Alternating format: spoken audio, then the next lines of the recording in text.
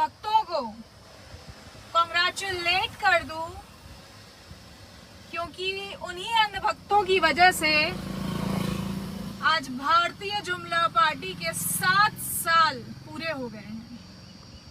30 मई 2014 का ही वो काला दिन था जिस दिन भारतीय जुमला पार्टी इस देश में आई थी। नरेंद्र दामोदर दास मोदी जी ने अनगिनत झूठों के द्वारा केंद्र में सरकार बनाई थी, जो कि 7 साल पूरे हो गए। आज ही का वो मनहूस दिन था। इस कोरोना महामारी ने जहां इस देश को खोखला किया है, वहीं भारतीय जनता पार्टी ने भी इस देश को खोखला करने में कोई कसर नहीं छोड़ी है। इस देश को उस हद तक खोखला कर दिया है कि इसे उभरने में कई वर्ष लग जाएंगे। पिछले साल जो जीडीपी आंकी गई थी -23.9%, जब कोरोना की पहली लहर थी, जब देश में उतनी बर्बादी नहीं हुई थी, देश में उतनी मौतें नहीं हुई थी, देश की अर्थव्यवस्था उतनी चौपट नहीं हुई थी जितनी अभी है, उस समय पिछले साल हमारे देश की जीडीपी -23.9% थी।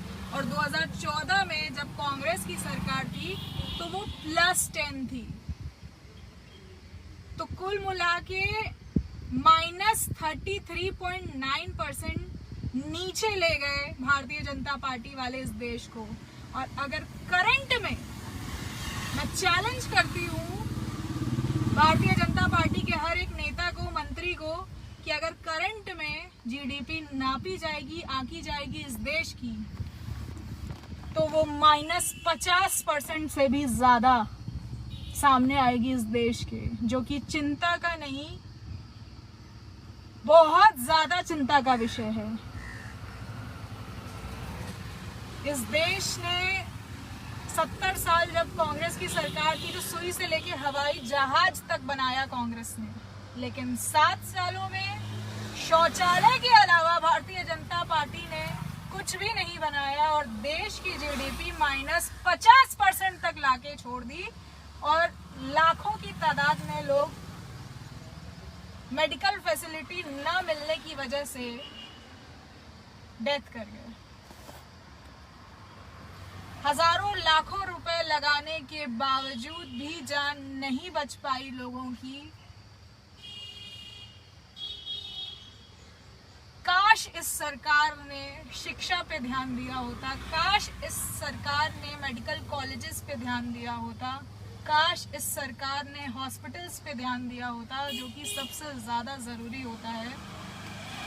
लेकिन इस सरकार ने सिर्फ हिंदू मुस्लिम पे बांटने के अलावा लोगों को सिर्फ हिंदू, राम मंदिर और लोगों को कीड़ा डाल दिया दिमाग में, अंधभक्तों के खासकर, कि हिंदू राष्ट्र बनाना है तो भारतीय जनता पार्टी को लाना है। यही हिंदू मुस्लिम करते रह गए सब और लोग मरते चले गए। अगर ज्यादा से ज्यादा हॉस्पिटल्स बने होते, ज्यादा से ज्यादा वेंटिलेटर्स रहते हॉस्पिटल्स में, तो आज जिन लोगों ने जान गंवाई है वो हम सब के बीच होते। मेरे परिवार ने भी कई अपनों को खो दिया, जो कि अभी तक दुख हम सब के साथ है। और मैं दावे के साथ कह सकती हूँ, जो भी मेरा ये वीडियो देख रहा है उसकी अंतरात्मा भी ये गवाही देगी कि हर इंसान ने किसी न किसी अपने को जरूर खोया है। ऐसा अचानक हो गया। वो 1 महीना जो अप्रैल का था वो हम सब पे भारी था, लेकिन अगर सही मेडिकल फैसिलिटीज और वक्त पे ऑक्सीजन मिल गया होता लोगों को तो वो सब बच गए होते। ये 7 साल सत्यानाश मुबारक हो हर एक अंधभक्त को, लेकिन अंधभक्तों, आपकी वजह से इस देश ने बहुत सारे अपने खो दिए। जो भी भारतीय जनता पार्टी को पहली बार वोट किए वो तो एक बार मोदी जी के झूठे वादे सुन के हुए थे, लेकिन दूसरी बार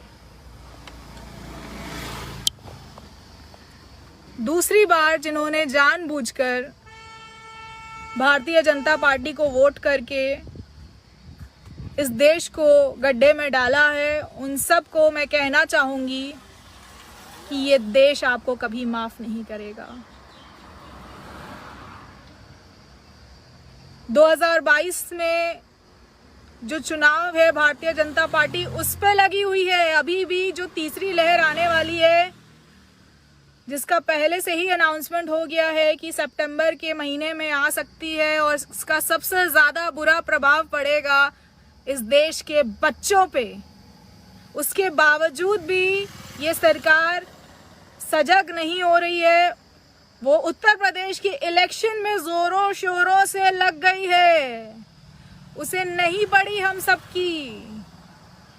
और कहाँ है हमारे देश के गृह मंत्री, कहाँ है अमित शाह जी? मैं पूछना चाहती हूँ आप सबसे, किसी ने देखा अमित शाह जी को?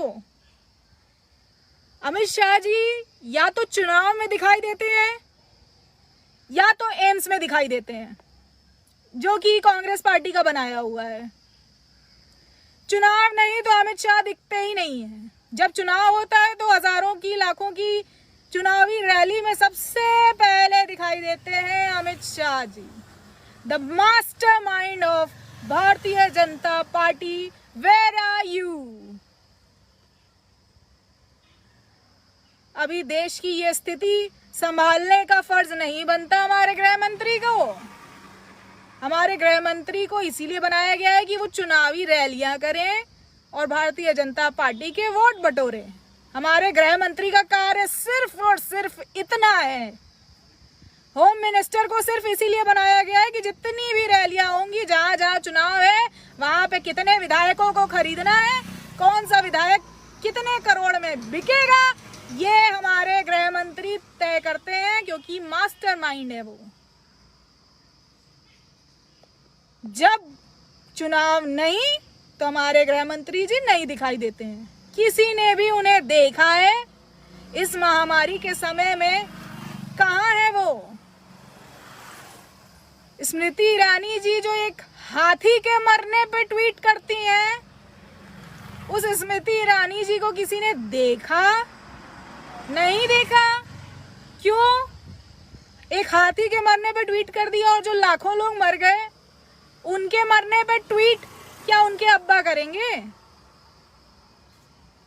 बहुत ही शर्म की बात है कि अभी भी ये सरकार जाग नहीं रही है।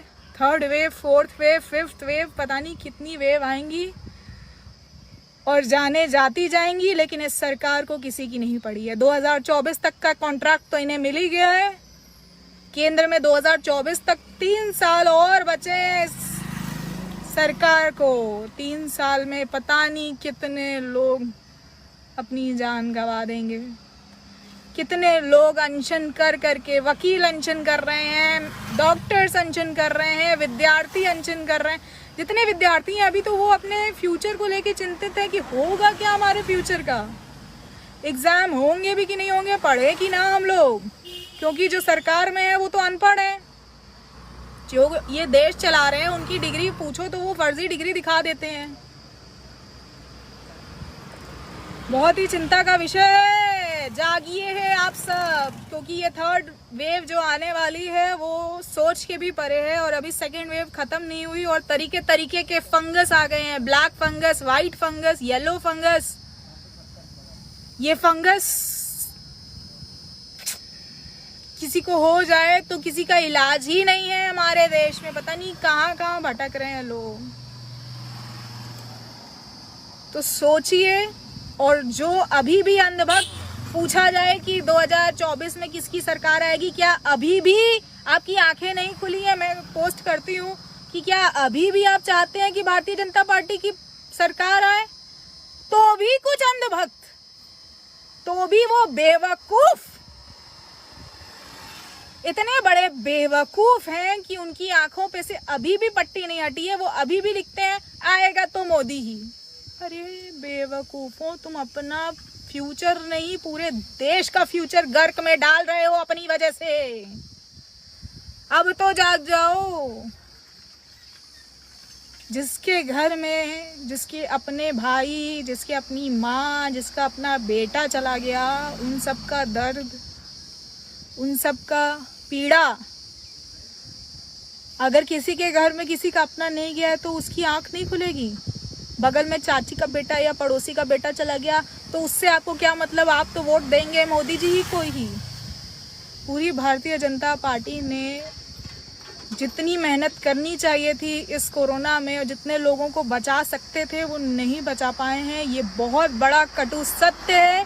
इस बात को मानकर आगे के लिए सजग हो जाइए, वरना आगे आने वाली पीढ़ी जिंदगी भर आपको कोसेगी कि जब आपके पास वो वोट का अधिकार था तो वो आपने अधिकार का गलत प्रयोग करके हमारा फ्यूचर, अपने बच्चों का फ्यूचर गर्क में डाला क्यों। उन बच्चों का प्रश्न का उत्तर आप सब कैसे दे पाएंगे? क्या जवाब देंगे अपने बच्चों को कि हमने धर्म के नाम पे वोट दिया था, शिक्षा के नाम पे वोट नहीं दिया, हॉस्पिटल्स के नाम पे वोट नहीं दिया, इसलिए तुम लोगों की ये स्थिति है। हमने सिर्फ हिंदू मुस्लिम के नाम पे वोट दिया था, हमें बहका लिया गया था। वो 15 लाख रुपए अकाउंट में आने वाले थे, वो 15 लाख रुपए अकाउंट में भी नहीं आए और हमारे देश के बच्चों का फ्यूचर भी गर्क में चला गया। क्या जवाब दोगे अपने बच्चों को अंधभक्तों? कुछ तो शर्म करो। अभी भी जो बेवकूफ कमेंट में लिखते हैं आएगा तो मोदी ही, बीजेपी वंस मोर, अरे वंस मोर करके ऐसी हालत हो गई देश की। अभी अगर फिर से भारतीय जनता पार्टी को वोट दे दिया तो क्या होगा इस देश का, सोचिए और अपने आस पड़ोस वालों को भी सोचवाइए। अगर हम सब चुप हो गए, अगर हम सब की वजह से कुछ भी लोगों का, कुछ हजार लोगों का, कुछ लाखों लोगों का भी माइंड खुलता है तो वो इनिशिएटिव हम सबको लेना चाहिए और बोलना चाहिए और सच्चाई सामने लानी चाहिए। जिन जिन लोगों के घर से उनके अपने गए हैं, जिन्हें मालूम है कि ये पूरी गलती सिस्टम की है, वो आवाज जरूर उठाएं। जरूरी नहीं है कि आप किसी पॉलिटिकल पार्टी से हैं तभी आप आवाज उठाएं।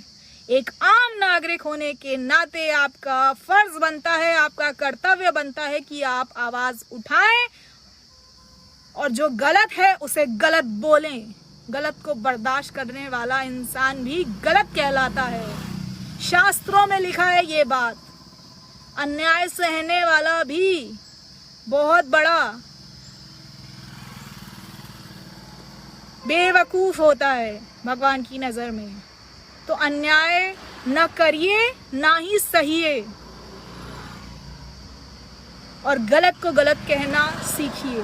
ये लोकतंत्र का चौथा स्तंभ कहा जाता था मीडिया को, लेकिन मीडिया सच को सच नहीं दिखा रहा है। गोदी मीडिया को जितना सच दिखाना चाहिए वो उस हिसाब से सिर्फ और सिर्फ प्रचार करता है भारतीय जनता पार्टी का। तो आप अपनी आंखें खोलिए और जितना भी हो सके सच का साथ दीजिए। धन्यवाद। जय हिंद, जय भारत।